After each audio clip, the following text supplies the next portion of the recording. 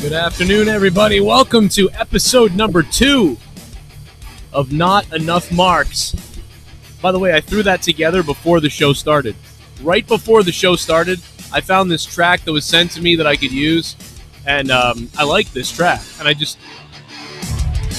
Not Enough Marks! I started doing that, and I thought that was fucking cool. So anyway, Not Enough Marks, episode 2. I'm in a weird mood.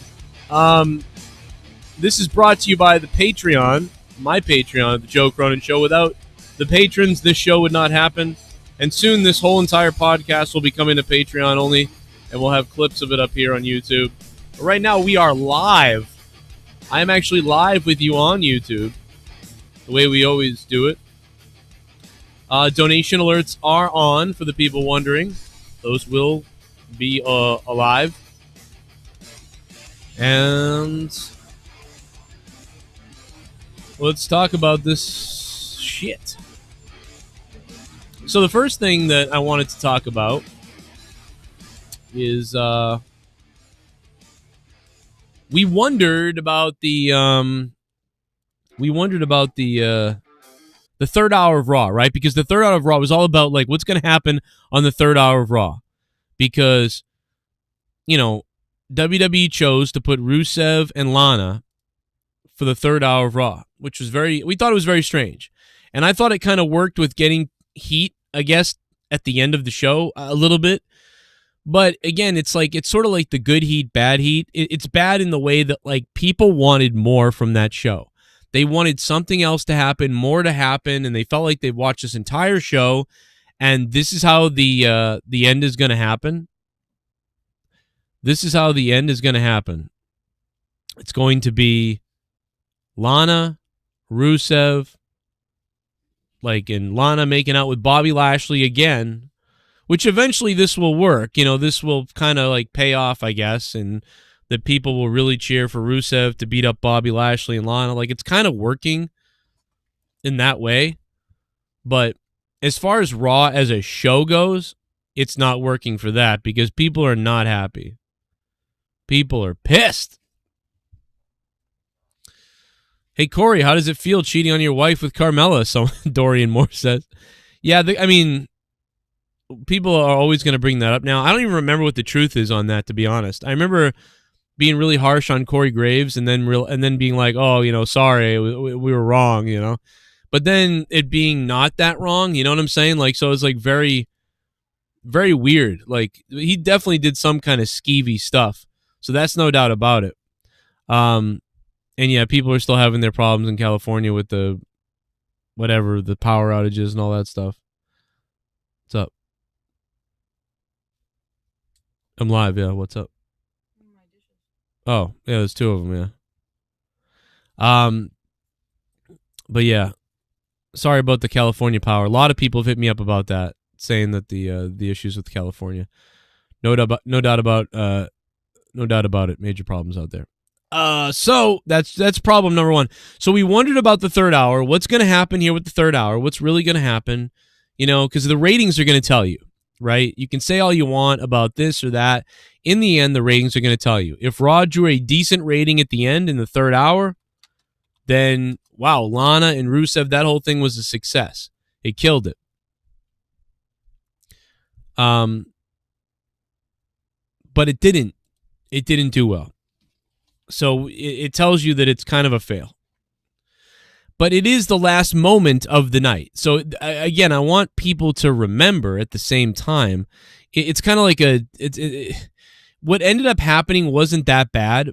But the problem was the way people felt about this was like, that's the end of Raw. That's it. That's the end of Raw, man. Rusev gets kicked in the balls or whatever. They're making out on top of him. That was actually an all right ending in a way, but it would have been better if it was in the middle of the show, I felt. But they wanted to leave you with this lasting impression. So in the end, this is going to work to get heat. But the problem was overall, Raw was bad. You know what I mean? Even if this last 3 minutes of the end of Raw was good, by this point, people tuned out already because they decided they didn't want to even watch this. So that's the major problem. People that watched it, yeah, maybe build something for them. But most people didn't want to watch it because the ratings drop was intense. Hour 3 landed at 1997. 1,997 people were watching at the end in the third hour. They dropped a ton in the third hour. And the ratings just took a shit. Leah? What? Okay. Unlock the door. He comes in. The upstairs one. Why? All right, well, I'll go grab it when it's time. WWE Raw draws the third worst ratings of 2009. WWE Raw draws its third worst ratings of 2009. That's crazy. 8 p.m. they did 2.33 million. So 2 million, about 333,000. 9 p.m. 2,150,000. And by 10 p.m. they had 1.93 million viewers. That's the correct number. Under 2 million by the third hour. You know, and what's weird is like the WWE apologist people, like they think something's a war. Like, see, I don't see it as like it's a direct war that they win. You know what I mean? That you win or lose this or that, you know, because a lot of people were coming on. The defense was, hey, look at what's happened to Raw. Well, the WWE fans would be like, oh, well, they beat AEW and they beat everything else. It's like, yeah, that's not what we're comparing here, though. We're talking about the WWE had 5 million viewers years ago. Now they have 4, then 3, then 2, and now in the third hour they're drawing under 2. You know? So, you know, you're not competing with AEW. You know, it's funny because they say that. I don't think the WWE is competing with AEW in Raw. Raw isn't right now.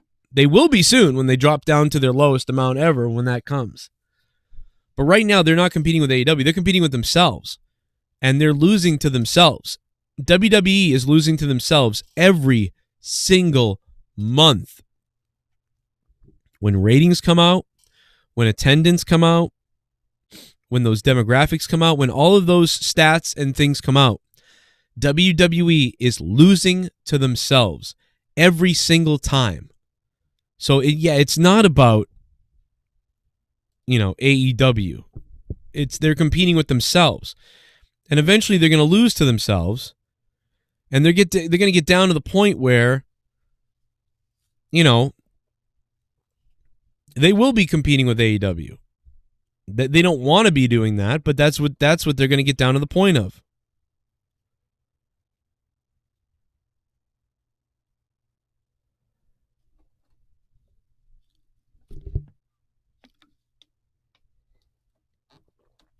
I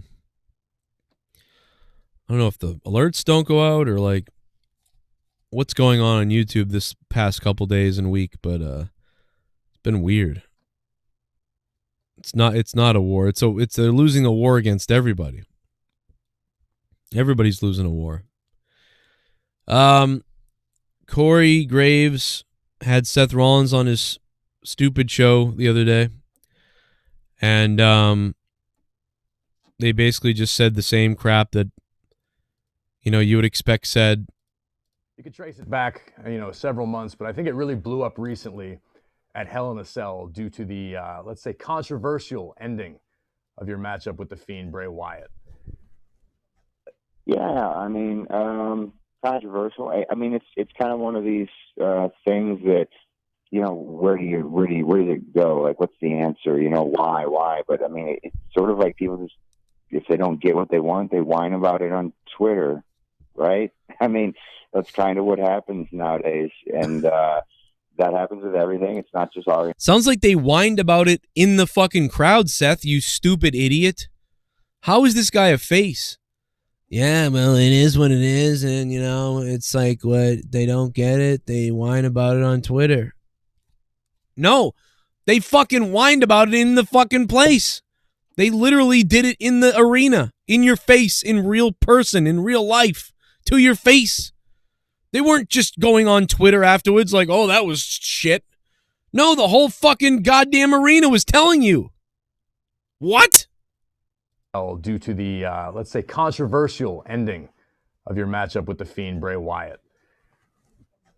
Yeah, I mean, controversial. I mean, it's kind of one of these things that, you know, where does it go? Like, what's the answer? You know, why? But I mean, it's sort of like people just, if they don't get what they want, they whine about it on Twitter, right? I mean, that's kind of what happens nowadays, and that happens with everything. It's not just our industry, but if you do something and it strikes a chord, then it's almost like you're doing the right thing. I don't even know anymore. It's a weird industry, dude. It's 2019, and I don't know what wrestling looks like anymore. It's a weird place, dude. It's absolutely bizarre. I mean, I've known you long enough. I remember when you were like the internet darling. I mean, back in the days of Tyler Black, which seems like lifetimes ago. What's it feel like for you to main event a major WWE? Man, this show already sucks because Corey Graves doesn't ask the question. Well, Seth, I mean, you know, you talk about social media, but I mean, I'm more, what do you think about the fans that were there that were chanting stuff? You know, I mean, they weren't happy. It wasn't social media. They weren't happy in the moment. You know, we haven't heard that, like, you know, almost ever. You know, I could see what you mean about the complaints on Twitter. That's just always going to happen. You're always going to get Twitter complaints and people bitching on Twitter. But what do you say to the reaction from the physical people in real time in the audience who weren't hopping on Twitter to find out what they want to feel and then jump on a bandwagon?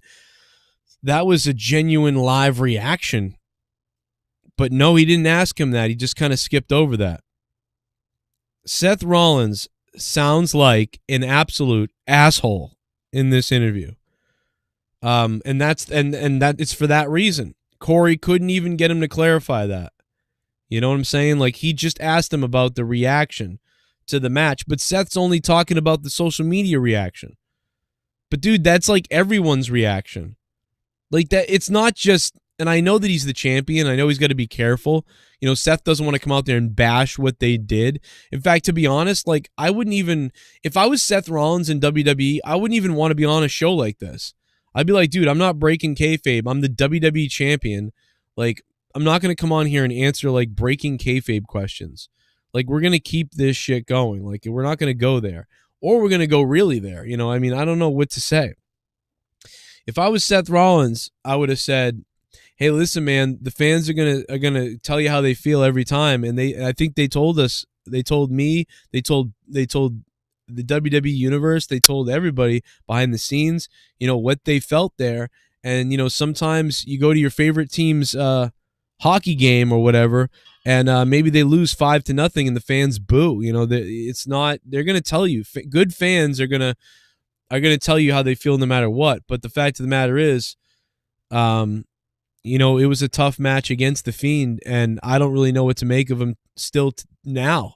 And I don't know what's going to happen coming up either. That's what his answer should have been. So ambiguous. You answered the question without really, you know, with leaving kayfabe, without breaking kayfabe, you know, sort of thing. And he could have said, you know, yeah, it's disappointing when people maybe don't like something that I did that I was trying to do for them. Or if, you know, we were trying to do something for them that we thought that everybody would enjoy, and they don't enjoy it, you know, but that just tells you got to work on everything. And I got to work on every aspect of being champion. And I got to come out next time against the Fiend. And I don't know what's going to happen next time. Imagine what's going to happen next. I don't know, you know, and that type of thing. But no, he gives an answer that's like, I don't know, you know, it's social media. You know, I never know what they're going to say. Man, Seth Rollins reminds me of Dean Ambrose when Dean was champion. Remember when Dean Ambrose was champion? Like, I don't know, man, I'm in like some other dude's sandbox. Like, I don't know. Like, these guys are awful champions. I'm sorry. And I'm sure Jon Moxley will not be an awful champion if he was a champion in AEW. He'd probably carry that belt with some pride and be like, yo, you want to step up and fight Moxley for the belt? Go for it. Try to happen. You're not going to come out the same person. I'm going to come out with the AEW World Heavyweight Championship, but you're going to come out with a broken clavicle or a broken shoulder or a broken neck or worse. So bring it on, man. We'll do some business. We'll have some fun. We'll entertain some people. And some hospital will benefit from the injuries that are going to happen to you. But Dean Ambrose with Stone Cold is just like, I don't know, man. I'm just like champion. It's like, what are these guys in WWE? They're like nothing. They're just like these soldiers. What's the matter? Yeah, well, you shouldn't have done that. Here.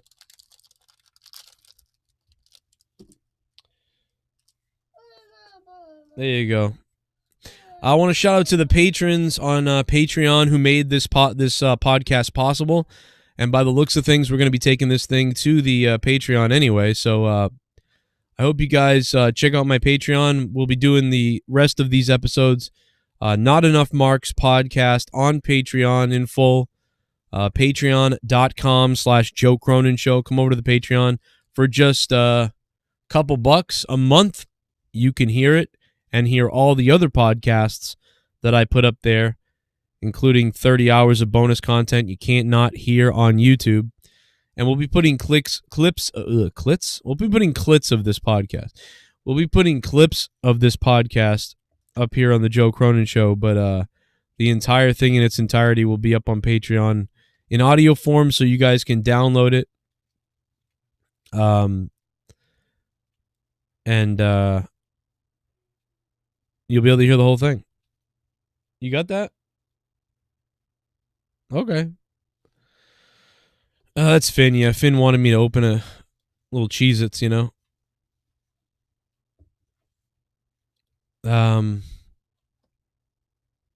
Feed me whores, T-Rex says.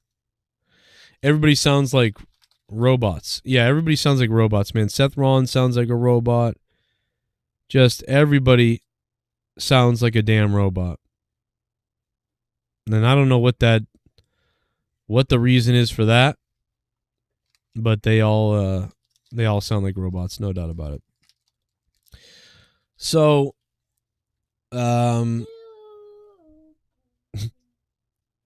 their women are going to wrestle in Saudi Arabia. They're going to be dressed up like in trash bags, apparently.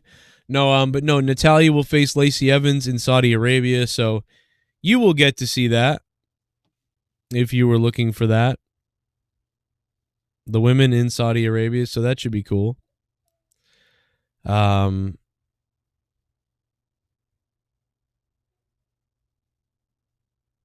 Will be the first women's match ever in Saudi Arabia, so that should be very interesting. We got Flair has been approved to get physical, apparently. So Flair's gonna he's probably not gonna do anything. He probably got approved. I don't know who approves Ric Flair to take any kind of bumps or anything. With all the medical stuff that's been going on with Ric Flair, he's almost died 3 times in the last 2 years. Like, we thought we were losing Ric Flair 3 times in the last 2 years, like legitimately. But he's getting approved to take a bump or something, like, or a fall. Like, it's kind of weird. But I almost like it. Don't you like it? Because, like, if Ric Flair got hurt or died in the ring, like, he would love that. He doesn't want to die alone in a hotel room somewhere. He would rather go down in a ring, or go down being in a ring, something like that. I don't think that's going to happen, but, anyway, he was approved. But they always kind of do this. Like, you get approved in case, and then they don't do anything like that. But then the news gets out there that, they're approved. And that's a way of obviously selling the event or marketing the event like, Ric Flair, he could do something. You know what I mean? And so they didn't come out and say that he was doing anything. But he could be doing something. So that makes some people, something somebody could be doing. I asked you guys for questions, if you had questions on Patreon, and I'm going to grab those questions right now.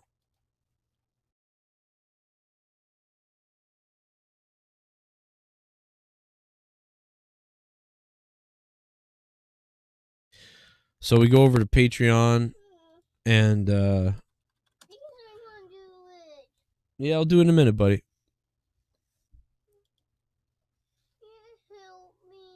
Yeah, I'll help you in a minute.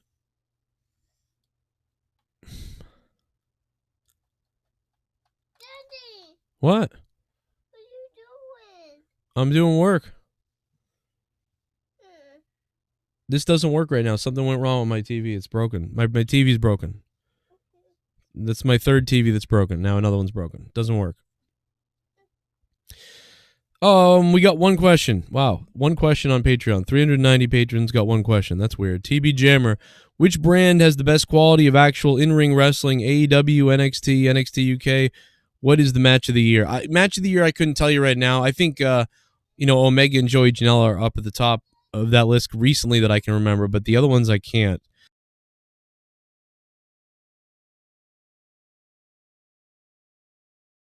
But, yeah, I don't know which brand has the best quality of actually in-ring wrestling.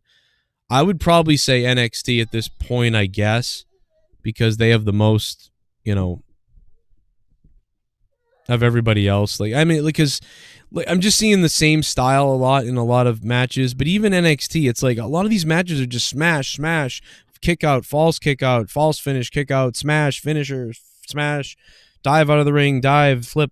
Like, it's really hard to sort through all these matches and figure out what I want to do.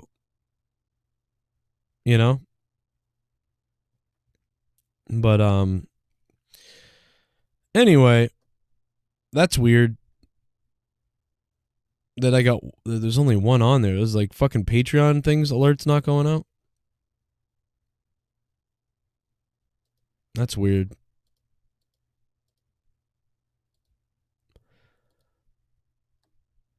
Well, it is what it is. There you go. There's my thoughts on just about most things. And we'll talk more about everything else later on in another episode of something else. And I will see you guys then later.